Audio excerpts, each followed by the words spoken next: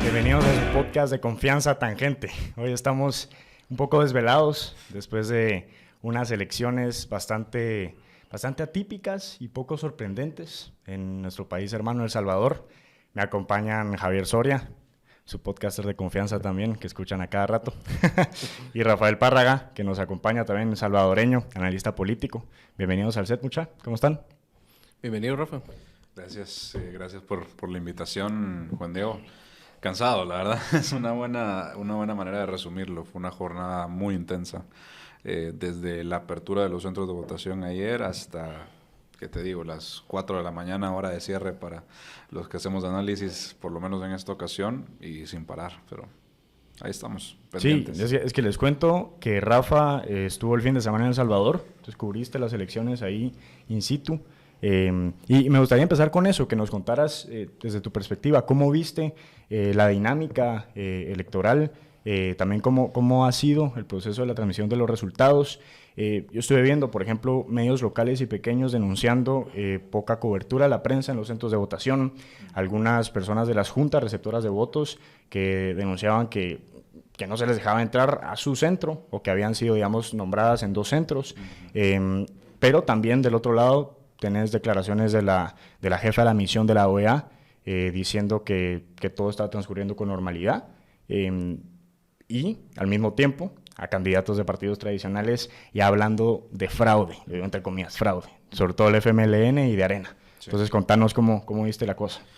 Pues mira, la jornada no fue normal, sí fue atípica. Realmente desde el inicio del proceso de apertura empezó mal. Para explicar un poquito de contexto sobre el tema de las juntas receptoras de votos, en El Salvador los integrantes de las juntas receptoras de votos se componen tanto por gente de los partidos políticos. Antes era solamente los partidos políticos quienes las integraban, pero a partir de, no me acuerdo si es la anterior o las elecciones de 2019, el Tribunal Supremo Electoral cambió el sistema y ahora es mezclado. Parte los ponían los partidos, parte los pone el tribunal por sorteo.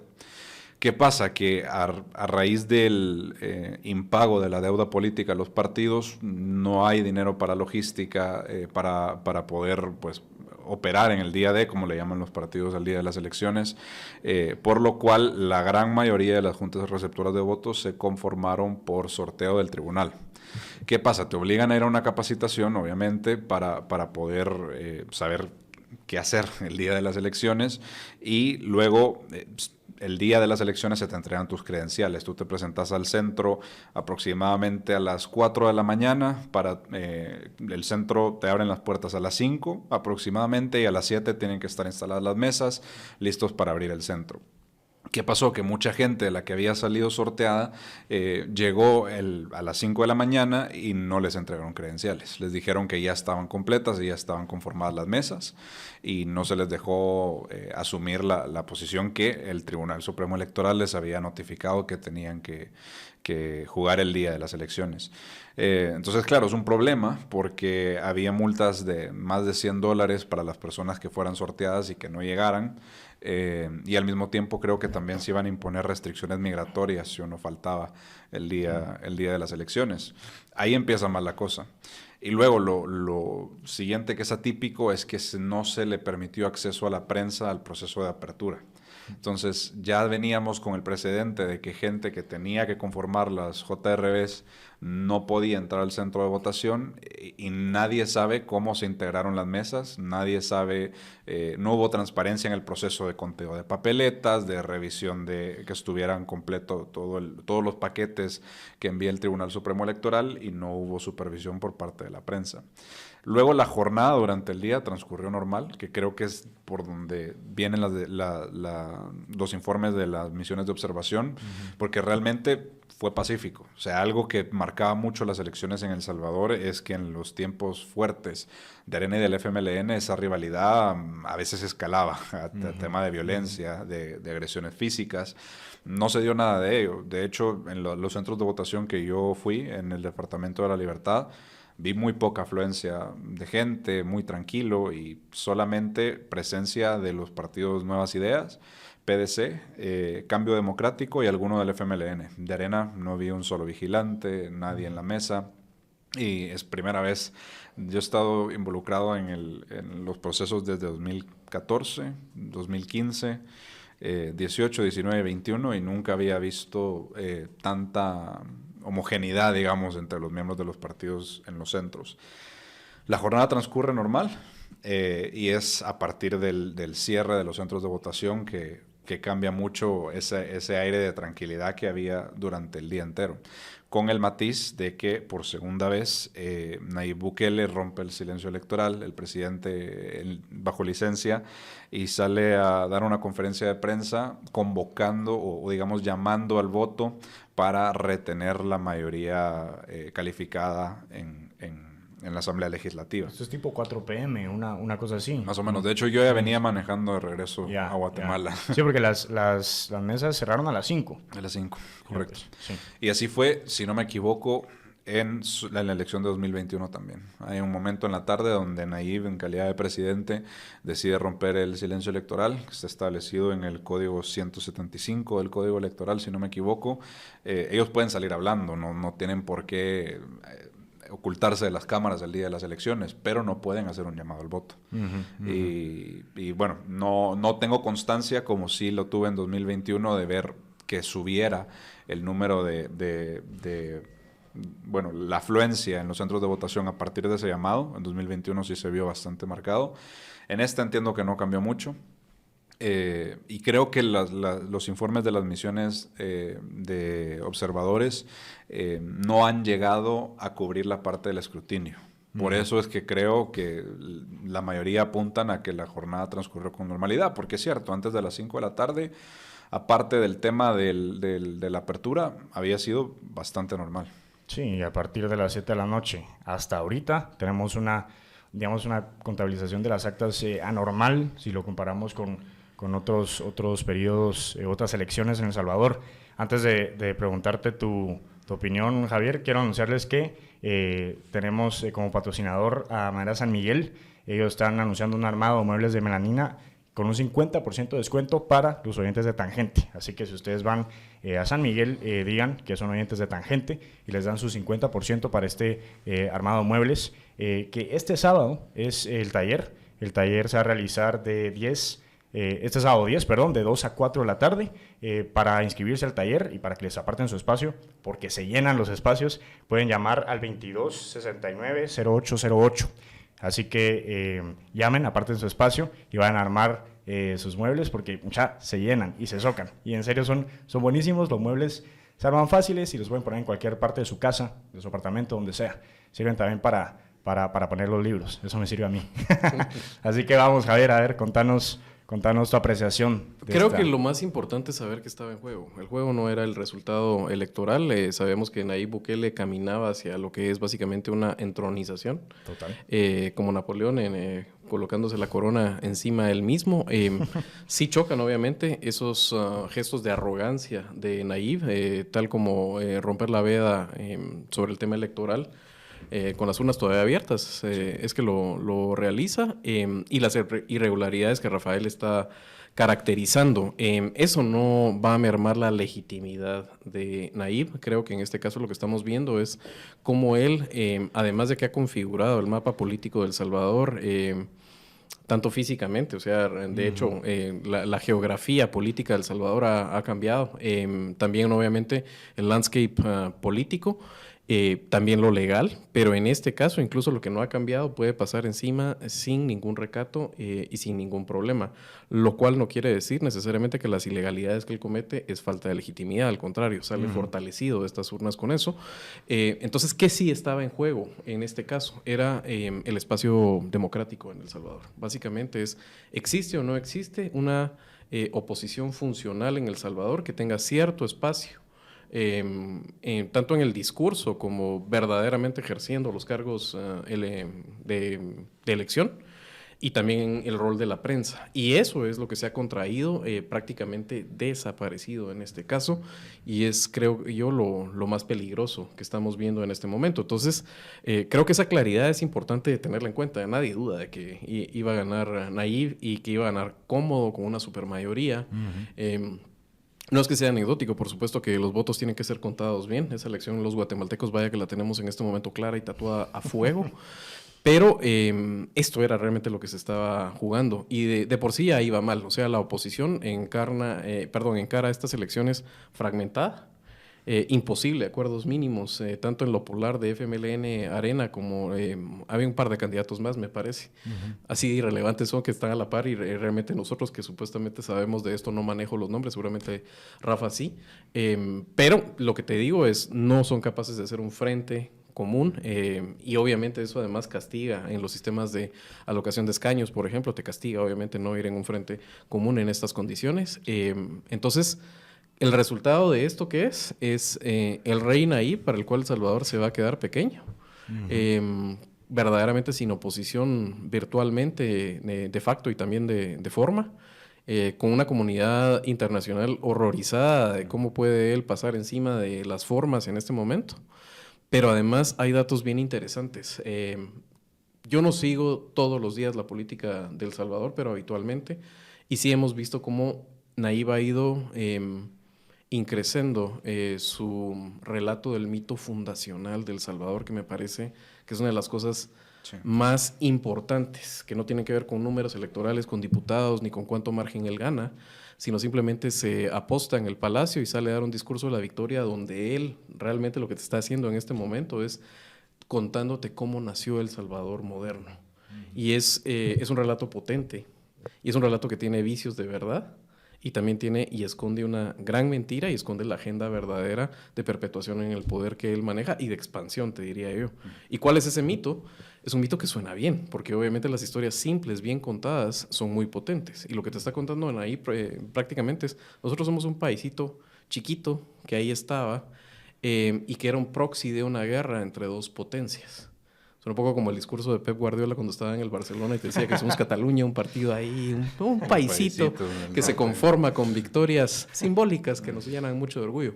Pero básicamente lo que te está diciendo en ese momento es, este es el relanzamiento y el nacimiento de un El Salvador independiente que tiene un lugar en el Concierto de Naciones, que tiene orgullo por lo suyo y que tiene independencia del resto de las potencias.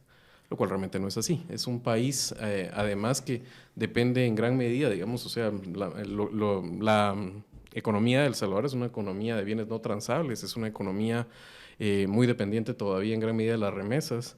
Tiene potencial a crecer, digamos, en algunos servicios que pueden ser bienes transables, pero todavía no está apalancado en eso, y en un turismo que creo que es la gran apuesta de futuro de Nayib. Y con problemas grandes, ¿verdad? O sea, tiene problemas que enfrentar en este momento de estructura de la deuda pública y cómo afrontar esos compromisos, pero empieza por el tema en casa, que creo que los salvadoreños eventualmente van a tener que encontrarlo, es todo bien, qué bueno los niños jugando en la calle, qué bueno bibliotecas nuevas, una infraestructura recién remozada, educación aumentando la matriculación y creo que también la calidad, son logros tangibles. Pero el día de mañana que la batería de lo público se vuelva contra vos, ¿qué jodidos vas a hacer? Y esa es la pregunta que va a quedar y que cada vez más ciudadanos les van a empezar a medida que sufran lo que es un estado totalitario a tratar de responder, pero además lo van a responder fragmentados, o por lo menos empiezan a responder los fragmentados. Sí, sí, a ver, y me gustó eso que dijiste, que también la historia es de que en la cuenta quisiera que hiciéramos un repaso, solo antes de caer al Bukele de hoy. El Bukele de ayer, ¿cómo llega Bukele a ser ese portavoz de la historia moderna de El Salvador?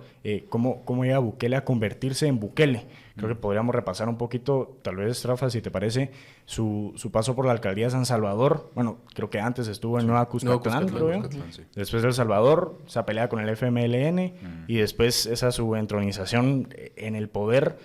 que de cierta manera también va al lado con un partido que se crea a su imagen y semejanza. Me impresiona a mí siempre esa N. La N, Digo, sí. es impresionante, ¿verdad? La N de Nayib, nuevas ideas. Desde el principio fue así. Fíjate que, como tú mencionaste, él entra en política en 2011 para las elecciones municipales de 2012.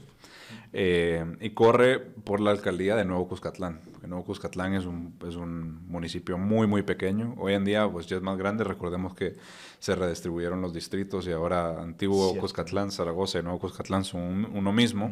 Pero es un municipio principalmente residencial. O sea, lo que ves ahí son más que todo condominios y un pueblo que está, digamos, en una pequeña colina. Pero es un municipio muy pequeño que tenía un grave problema de acceso al agua. Pero renta alta, ¿verdad? Sí, digamos, están los dos mundos de Nuevo Cuscatlán. La parte de los condominios es bastante ostentoso, de alguna manera. Está justo en la frontera con Santa Tecla. Incluso hay algunos condominios que la mitad es Santa Tecla, la mitad es Nuevo Cuscatlán. Te voy a hacer una pregunta provocadora. ¿Tienes como paralelismo un poco a la estructura del municipio de Santa Catarina Pinula? Esa alta desigualdad, por ejemplo, alta renta en algún momento, que Sí. te permite además, con esos fondos municipales y también con apoyos políticos locales, hacer cosas importantes, que era como Nayib nace siendo Nayib. Lo tenés Totalmente. marcadísimo ahí, sobre todo. Sí, sí, ¿no? sí. Y luego está cabal el pueblito, que es donde está la base fuerte de votos más que todo, y la que le ha mantenido en el poder al partido, bueno, a Nayib y su grupo cercano La desde familia el real. momento, sí, que es, digamos, quien ha sido la alcaldesa de Nuevo Cuscatlán desde que se fue él, es Michelle Sol, la esposa de Ernesto Castro, presidente de la Asamblea Legislativa, Ah, en fin. Clave Eh, para el partido. Pero justamente tú llegabas a Nuevo Cuscatlán y en la entrada, Nuevo Cuscatlán empieza con N, estaba ya la N, que nadie sabía, ¿es Nayib o es Nuevo Cuscatlán? Y esa N ha sido su símbolo desde el principio. Luego Nuevas Ideas, claro, la N también, ha mantenido ese simbolismo fuerte. Es un partido personalista que realmente no tiene razón de ser sin él. El momento en el que haya algún tipo de problema interno en ese partido, no sé qué va a pasar. Y es lo que le pasó al FMLN en su momento. Él llega al poder con el FMLN y lo primero que hace es desmarcarse de los colores tradicionales del FMLN. A pesar de que su padre viene de ser un filósofo intelectual de izquierda, muy cercano al FMLN cuando todavía era un grupo guerrillero e importante también como financista y como intelectual detrás de la transición a partido político. Él, digamos que unge a su hijo dentro del partido y lo primero que hace es cambiar al color celeste. Nuevo Cuscatlán nunca se identificó con los colores del FMLN. Luego cuando llegó a San Salvador, lo mismo. Él cambia su domicilio de una elección a la otra. A pesar de que sigue viviendo en Nuevo Cuscatlán a la fecha, se registra en San Salvador, corre para la alcaldía de San Salvador tras un solo término de haber estado en Nuevo Cuscatlán y gana. ¿Por qué? Porque se vuelve muy mediático. Él ha entendido, él es de los primeros políticos en entender esa transición a menos política territorial, más política en medios. Y él entró en redes sociales antes de que cualquier otro político que yo recuerde. Ahí sí que le tenemos que decir, es un pionero por lo menos en la región de esa nueva manera de hacer política. Y especialmente destaca por haber solucionado el tema de la escasez de agua en el municipio y por haber, digamos, mejorado la estética del municipio. Puso luces LED en toda la avenida principal, remodeló un par de parques, implementó un programa de becas para la gente que vive en el pueblo. Y eso lo hizo muy popular dentro del municipio. Y eso le ganó las elecciones en 2015 contra Edwin Zamora, creo era el candidato de Arena. Arena venía de tener control de la alcaldía ya creo que 2 o 3 periodos con Norman Quijano. Pero Norman sale de la alcaldía de San Salvador para optar a la presidencia y luego pues queda ese vacío. Llegan a ir 2015, pasan 3 años, en 2018 él deja el cargo en la alcaldía Y ahí da el primer golpe y el primer anuncio de que ya no es solamente una figura que puede aspirar a ser alcalde, sino también tiene aspiraciones presidenciales. No lo dejan inscribirse como candidato presidencial por no tener partido, y lo que hace es hacer un llamado al voto nulo y destruye al FMLN. Destruye al FMLN por completo. La Arena nunca tenía mucho tiempo de no tener una bancada tan grande como la que ganó en 2018. Pero con un número históricamente bajo de votos. Fue un espejismo para la oposición actual, que creyó en ese momento, Arena creyó en ese momento que habían regresado. Después de 10 años del FMLN, ya tenían su nueva oportunidad para volver al poder, tenían control del legislativo, una mayoría simple, más de 43 diputados, pero poco se pusieron a analizar el hecho de que nunca habían tenido tan pocos votos como los tuvieron en esas elecciones. Corre en 2019 haciendo una fusión con el partido Gana, al cual corre con Gana, pero le cambia la bandera a Gana y le pone la N con el color cian de fondo, fundando así su partido de alguna manera, que ya oficialmente corre en 2021 con sus candidatos legislativos. Y en cuestión de 2 años, 2 años en los cuales se dieron señales del modelo que buscaba Bukele. Recordemos esas imágenes donde Bukele entra a la Asamblea Legislativa con el ejército, para de alguna manera coercionar a los diputados de oposición para que le aprueben el plan control territorial a principios de 2020. Ya había señales de lo que iba a pasar, por lo que en 2021, en las elecciones de medio término, municipales y legislativas, es aquella aplanadora electoral impresionante, sin tener una estructura partidaria formal, sin tener alcaldes, sin tener ningún tipo de control territorial. Gana la mayoría, no llega a la mayoría calificada, pero ya luego dentro del Congreso hace alianzas con el PDC y el PCN, un par de diputados que le faltaban, y llega a esa mayoría calificada. Creo que aquí importan algunos comentarios para terminar de entender el fenómeno Nayib, así salpicarle de algunas anécdotas y datos. La primera vez que me puse los ojos sobre Nayib, él era el alcalde de Nuevo Cuscatlán, corriendo para la alcaldía de San Salvador, y es famoso ese momento para, digamos, ilustrar lo intuitivo que es Nayib, pero además también que él tiene rigor por el dato y las métricas de redes sociales. Estamos hablando de la prehistoria, hace 9 años, pero en agosto de 2014, es que parece como que fuera otro mundo. Es que en estos tiempos es prehistoria eso. Sale Norman Quijano y le hace un desprecio público en la televisión a Nayib y dice, Nayib está muy jovencito. Vos estás muy jovencito. Y yo tengo, de hecho, una playera de vos estás muy jovencito. Es que era ese... O sea, me imagino a Nayib viendo a Norman Quijano despreciarlo y decirle, ahí está. Esa es la te frase. voy a meter toda la verga. Catchphrase. O sea, te voy a hacer en este momento... I'm gonna own you. Voy a hacerte mío en este momento. Y lo saca al día siguiente. Un boom esas t-shirts. A lo que voy es, Nayib entiende, porque es muy rápido y muy eléctrico para la comunicación, pero también tiene rigor por el dato. El Salvador es el país más urbano de Centroamérica. Y entonces, una bestia política como Nayib, con esas habilidades de comunicación y que entiende que las redes sociales le permiten tener una interlocución no mediada y no tiene que ir a hablar con Canal 4 en El Salvador y lo que sea que sean los consorcios, ni con el Diario de Hoy en ese momento, ni la prensa gráfica, sino que puede dirigirse directamente al espectador y quien espectador, porque es espectáculo lo que él está haciendo, claro, pero es el electorado en sí mismo.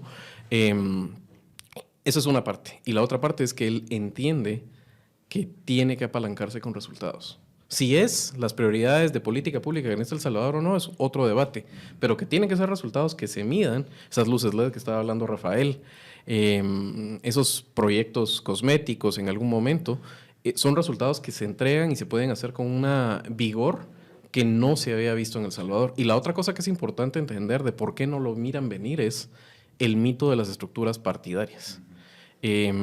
Los analistas decían varias veces que Nayib estaba condenado al fracaso porque no tenía estructuras partidarias. Se separa de FMLN, obviamente no tenía, digamos, la organización que tiene Arena, que ambos partidos tienen cubierto el mapa de estructuras, Pero lo que demuestran ahí es que eso que era estructura y hacer política a la vieja y que dependía de redes clientelares que te llevaran el voto, en áreas urbanas cada vez se va a perder más. Y si además vos tenés esa posibilidad de acceder al electorado de forma directa y les entregar resultados, eso es una bomba, ¿va? Entonces, eso es para entender, digamos, el playbook de Nayib, de por qué Nayib es Nayib. Y después lo que hace en la presidencia es eso, pero con esteroides. Sí.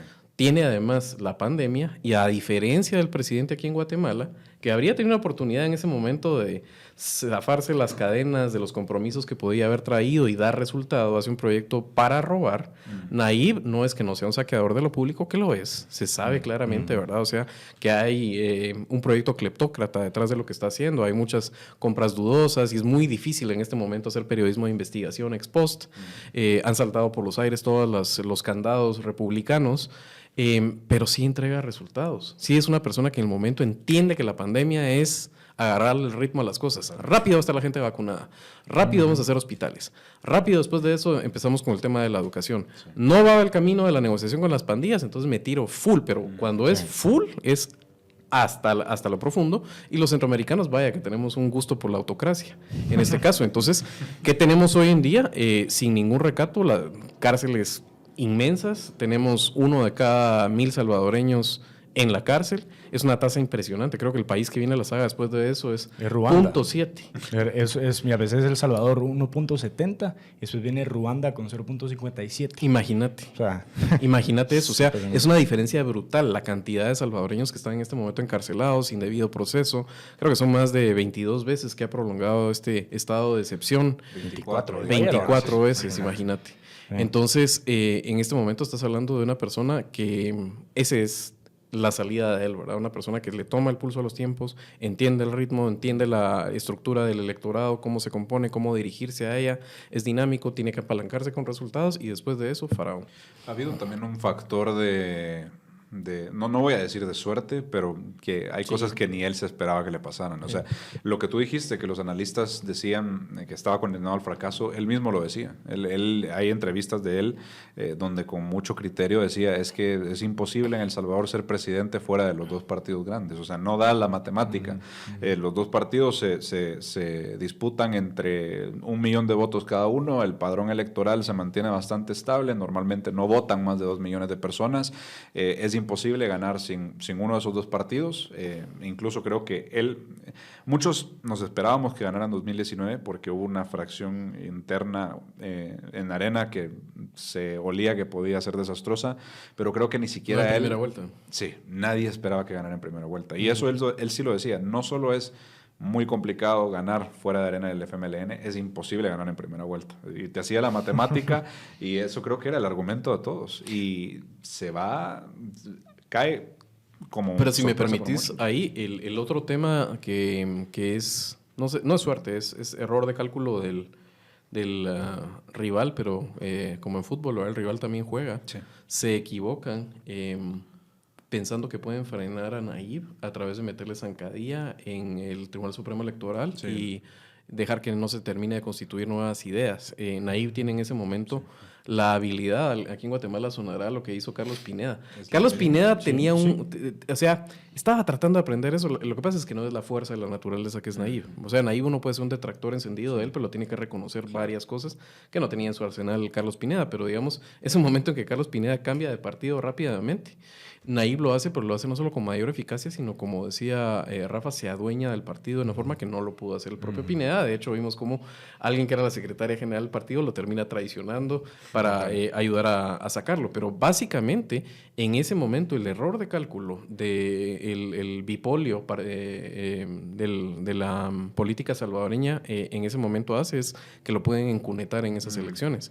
Tal vez era mejor en ese momento dejarlo correr y no contraerse políticamente como lo hicieron. Por supuesto, ahorita a todo toro pasado, todo torero es bueno, es bien fácil decirlo en este momento, pero creo que la lección, y que también la tiene en este caso el sistema cleptócrata guatemalteco, es apachar y tocar tanto el sistema político, es tan sensible y son tantas variables interrelacionadas que te va a salir probablemente muy mal, que es lo que termina haciendo Yamatei a la hora de sacar a Pineda y que termina con el accidente de un Arévalo en segunda vuelta. Sí, es totalmente un error de cálculo. No, le validaron su mensaje de los mismos de siempre. O sea, él era curioso porque siempre tuvo ese mensaje estando dentro del FMLN.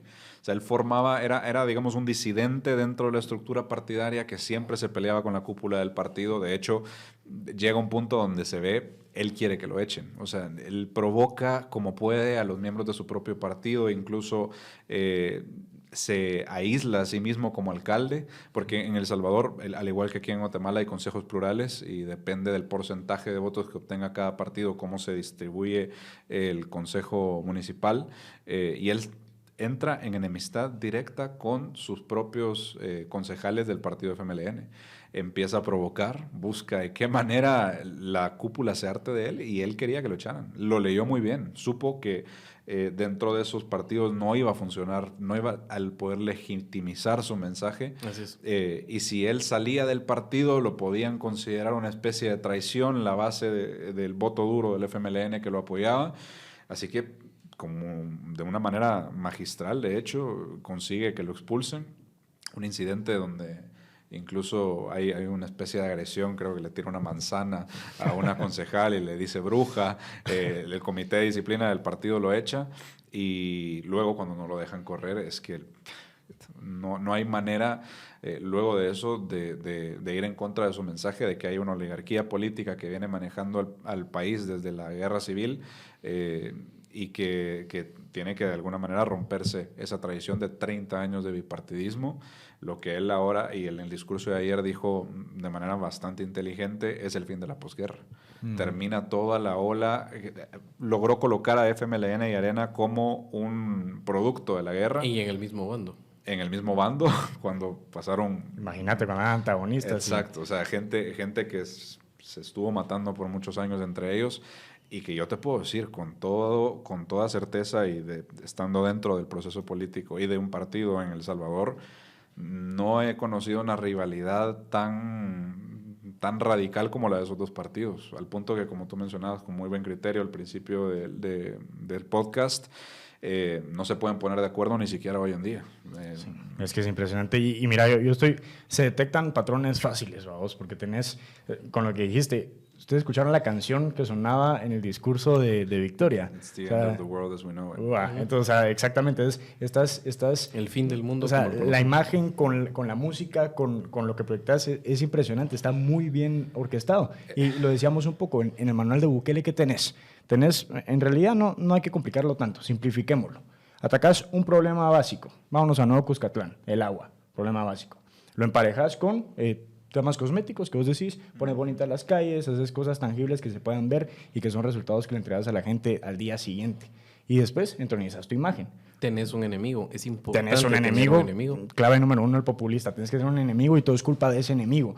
Y el enemigo en El Salvador era clarísimo. Los partidos tradicionales y ese bipartidismo que tienen 20 años sin hacer nada en El Salvador. Sí. Y después llegas a la presidencia. ¿Cuál es su problema principal? La inseguridad, la violencia. Y al principio la pandemia, que ese es el factor de suerte. La pandemia, que le da el trampolín, digamos. Como anillo al dedo. Que como decías, ahí entra el factor suerte. No podías prever que venía una pandemia.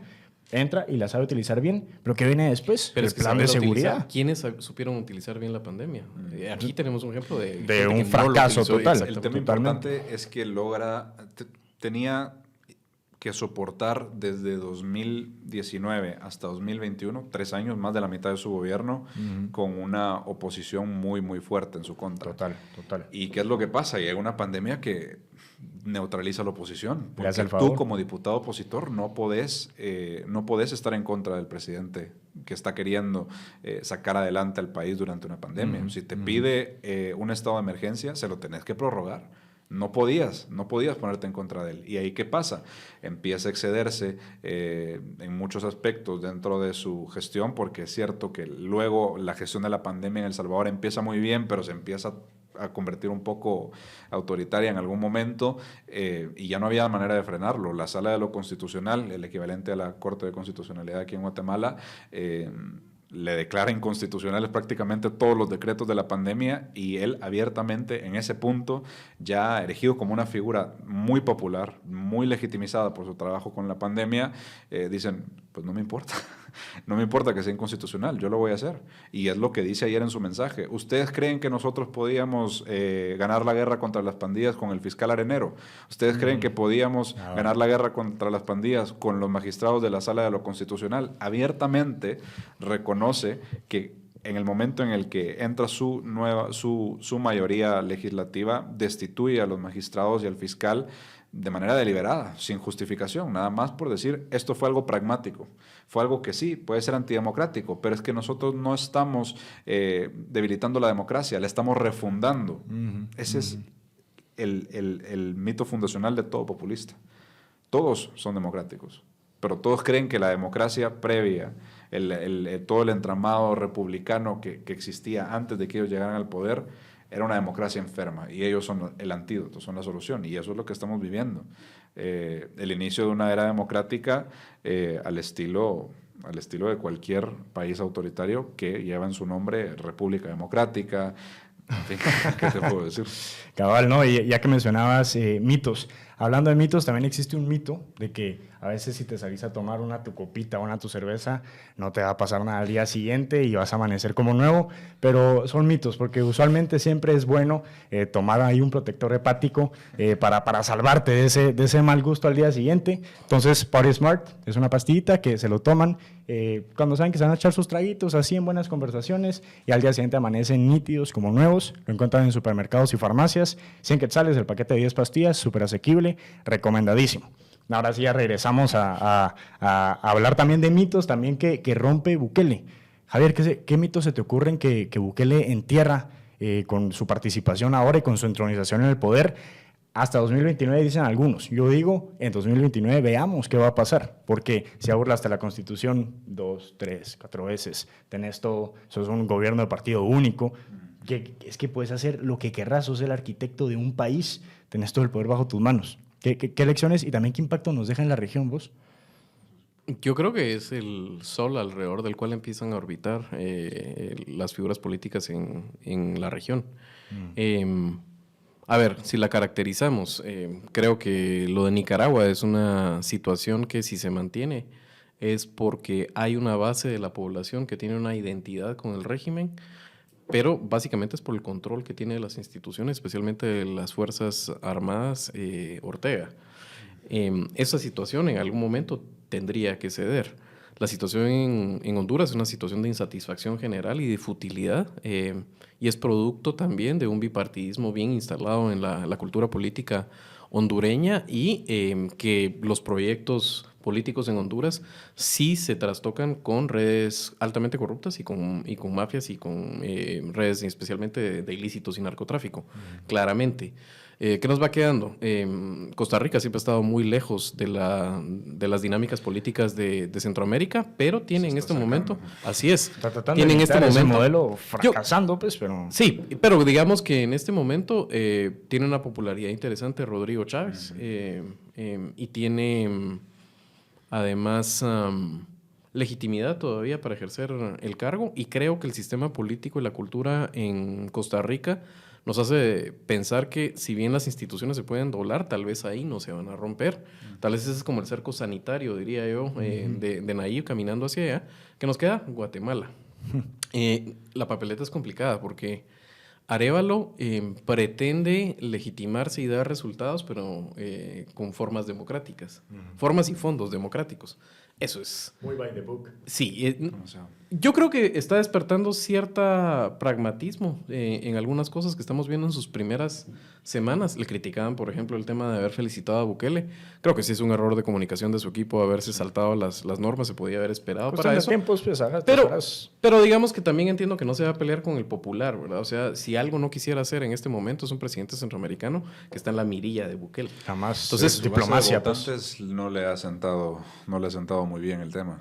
Yo creo que no hay una base votante de semilla que hay que necesariamente homologar a digamos, ese núcleo progresista que incluso tiene el partido. O sea, Arévalo entró, según métricas, con 80% de popularidad, claro, ¿verdad? Vilipendiado y todo. Totalmente. Pero no podemos pensar que eso es, digamos, un 80% de un núcleo progresista. Yo creo que sobrepasa. De hecho, bien haría Arévalo en ese caso, creo yo, con romper precisamente con esas partes más progresistas de su coalición. Cuando digo romper es no supeditarse a los designios de esa coalición. Por ejemplo, ayer estaban también alegando sobre el tema de cómo se dirige hacia el ejército de Guatemala Arévalo. Me parece que tiene que ser muy pragmático y entender que ese tipo de cosas, si pierde eso, esas personas no tienen otro horizonte político al cual mirar. Van a caer, obviamente, en la coalición Arévalo necesariamente, ¿verdad? Claro, no tienen a dónde correr. Entonces, me parece que en ese sentido está demostrando un pragmatismo que es sano. Aunque sí creo que se habría podido tardar un poco más en la felicitación, pero es un tema, digamos, menor, me parece. No es una cosa que tenemos que criticar de fondo. Diplomacia al final. No, y además un tipo que está ganando con más del 85%. ¿87 mantiene todavía? 82. 82 ya va. Oficialmente... Igual es un cañón, ¿verdad? O sea, estás hablando... o sea, ¿me entendés? Y mírate ese congreso de 58-60, pues, que él dijo, ¿verdad? En su discurso. Entonces, para terminar lo que me estabas diciendo, la pregunta es ¿cuál es el apetito regional de Nayib? Exacto. El buquelismo es un proyecto que puede estar en expansión en la región si hay las condiciones. Y creo que el primer país, de hecho, para poderlo tomar es Guatemala. Sí. A mí no me cabe la menor duda que se pone a la par de Arévalo en sus mejores días en unas elecciones y Bukele, y va a ganar Bukele. Honduras no te cuento. ¿Perdón? En Honduras ni te cuento. Sí, pero digamos que ahí no tengo claro que tenga todavía la cancha para poder entrar. Puede ser, pero digamos que Guatemala en este momento el sistema político está como más propicio para un campo en alguien que se lo pueda comer.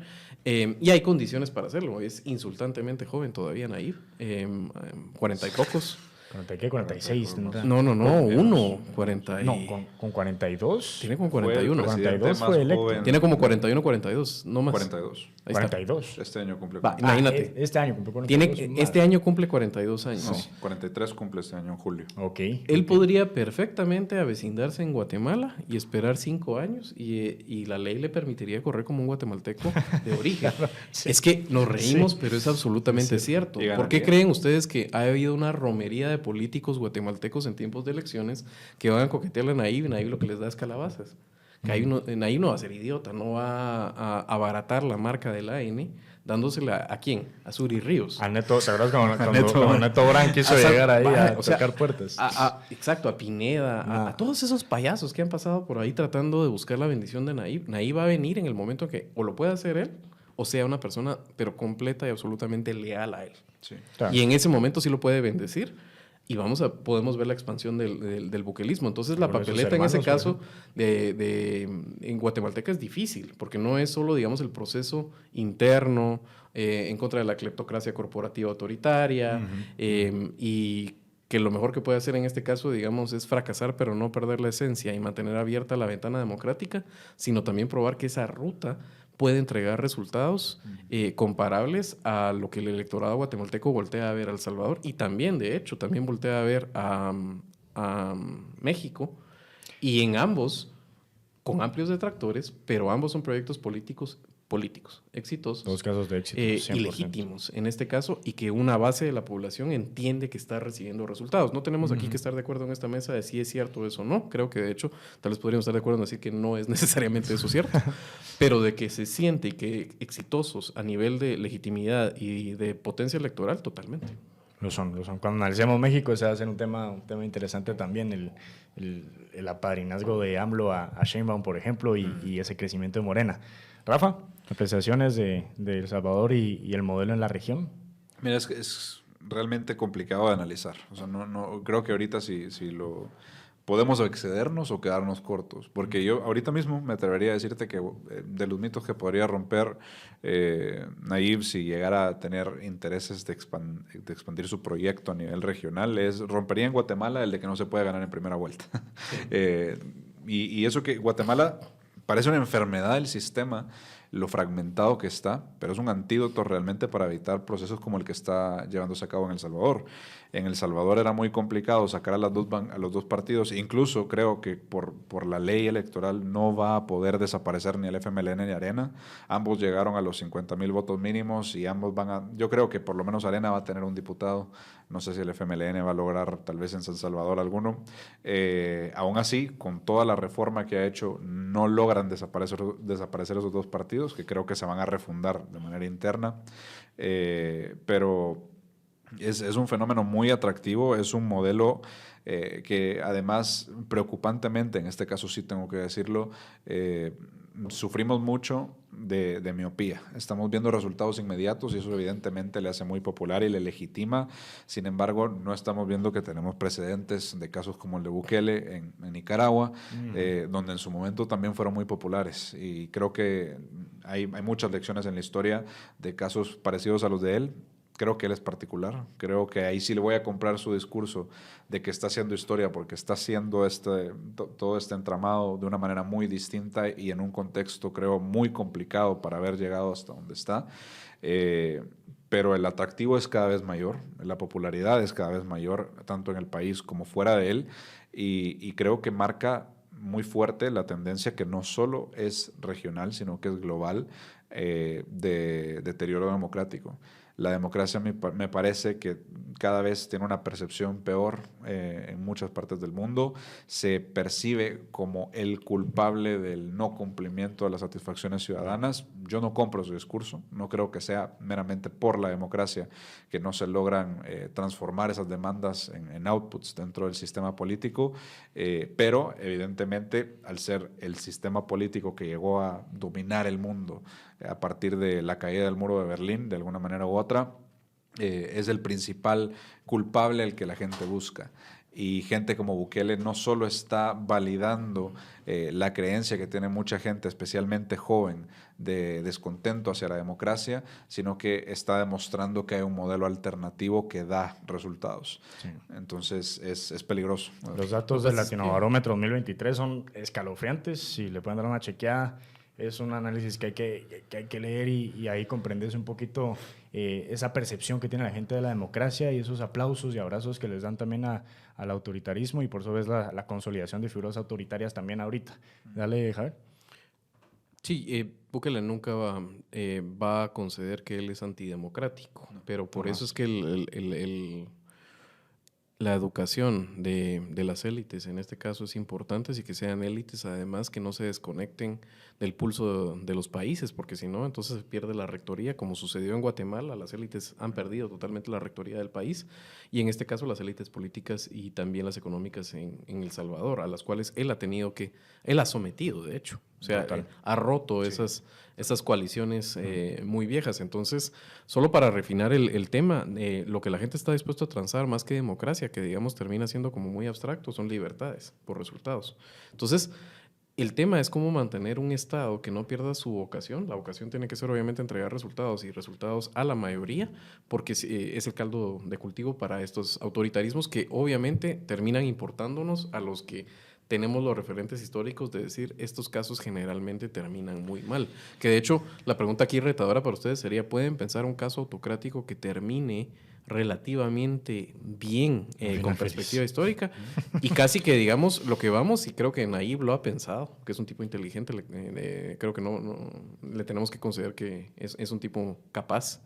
Y él, el referente que tiene es una cultura muy diferente y con unas condiciones muy particulares, que es Singapur, y que es una singularidad. O sea, estamos hablando de una dictadura férrea, solo que en este caso no hay un enriquecimiento ilícito, por lo menos que sea ilegítimo ante la gran población de parte de la familia de Lee Kuan Yew, pero él básicamente lo que termina haciendo es un país muy particular, con las particularidades que tiene Singapur, que aquí a la derecha guatemalteca le encanta el tema de Singapur, pero hasta el momento que le recordás que el 90% de la tierra es propiedad del Estado y cosas como eso, ¿verdad?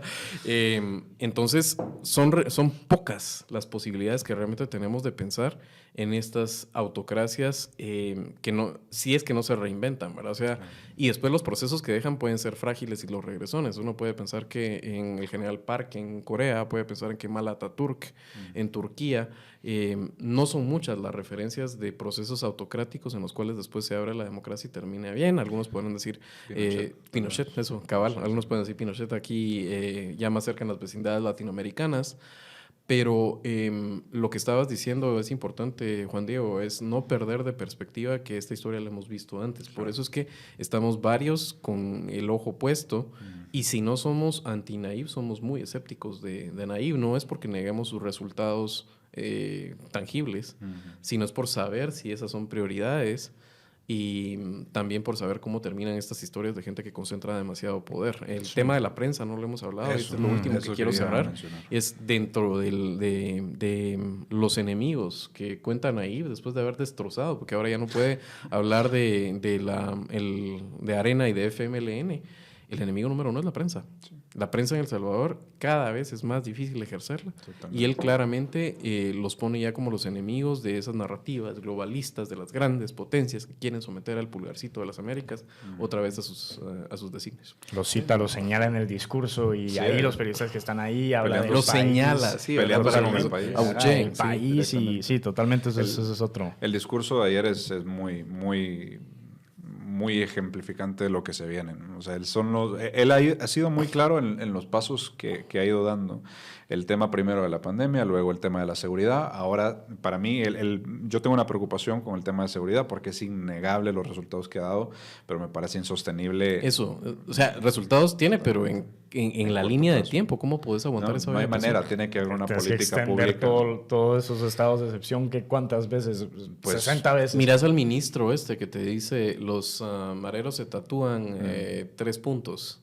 Y te dice, te tatúan cuando entran a la mara, cuando entran a prisión, cuando matan, pero nunca se tatúan en el último punto, que es reformarse. Sí. Y la rehabilitación, ¿no? Entonces, lo que te está diciendo es no creemos en eso. Exacto. ¿Y qué es lo que viene después de no creer en que una persona es rehabilitable? Suprimirlo. Sí.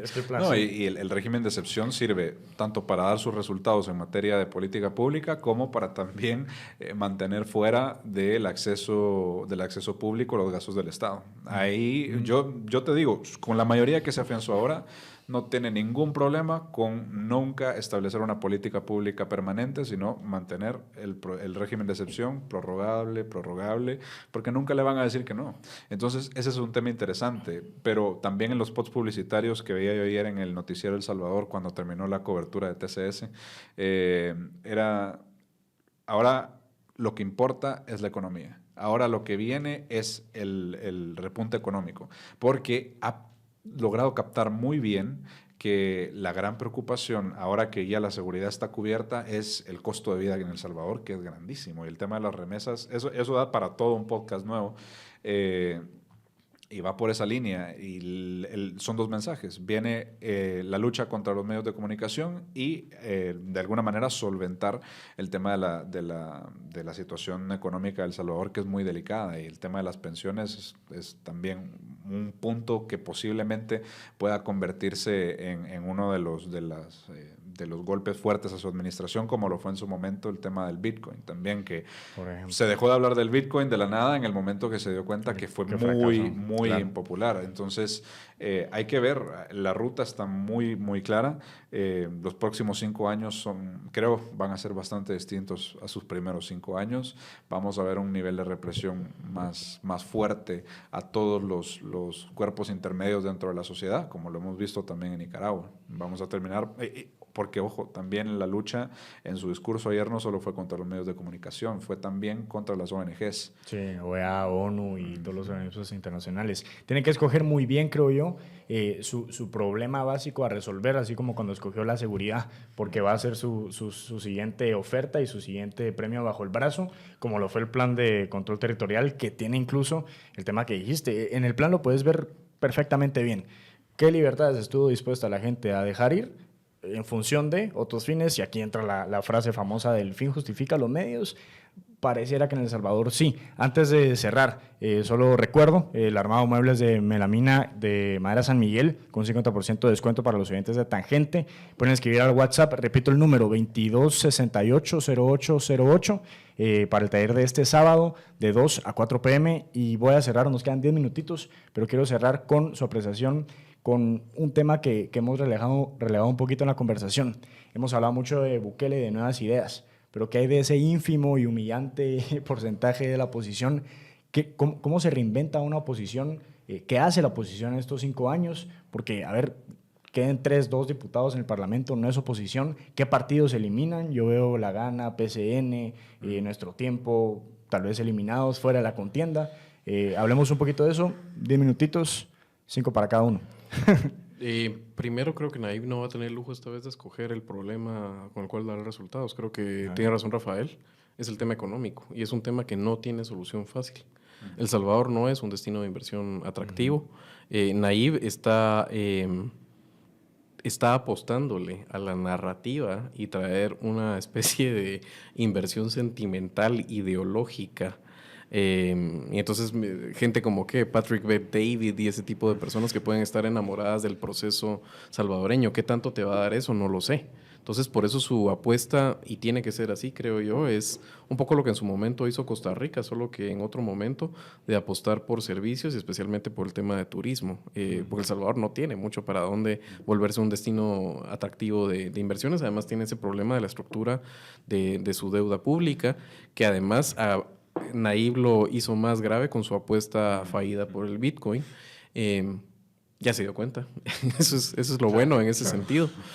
Pero sí, definitivamente va a ser el tema económico el que va a tener aquí encima. Con lo que decías de la oposición, a la que difícil, no lo sé. Sinceramente, nosotros que hacemos esto de tratar de sacar empáticamente qué haríamos como estrategas políticos, es difícil. Tenés que andar como Diógenes con una lámpara buscando en este momento un hombre para ver quién es capaz de poder tener un liderazgo nacional aglutinador que empiece a articular descontentos que va a tener y que ya empieza a tener, obviamente, pero en este momento hay que trabajar con paciencia, con diligencia y hacia largo plazo. Para volverte esa fusta de Nayib y poder volver realmente en el momento en que se le complique la papeleta de legitimidad a Nayib, el chance que podrías tener. Es complicado, porque Nayib en ese momento, cada vez que ve a alguien que tiene esos vicios de poderle debatir el poder, lo va a acechar. Lo va a acechar con todo el aparato estatal a su favor.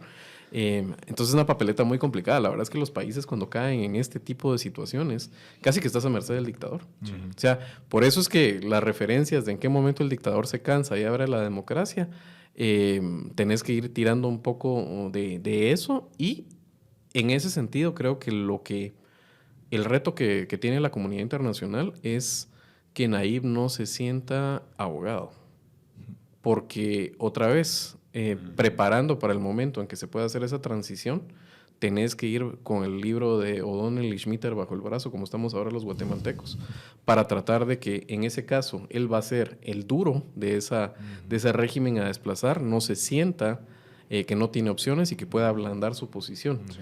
Eso es lo más que podés esperar en este caso.